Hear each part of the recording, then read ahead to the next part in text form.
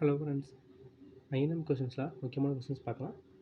சௌரி சோரா நிகழ்வும்போது உயிரிழந்த காவலரின் எண்ணிக்கை எத்தனை அப்படின்னு கேட்டிருக்காங்க. சௌரி சோராப்போ 22 காவலர்கள் கேட்டிருப்பாங்க. எப்போ அந்த நிகழ்வு நடந்திருக்கும் அப்படின்னா 1922 பிப்ரவரி மாதம் 5ஆம் தேதி நடந்திருக்கும்.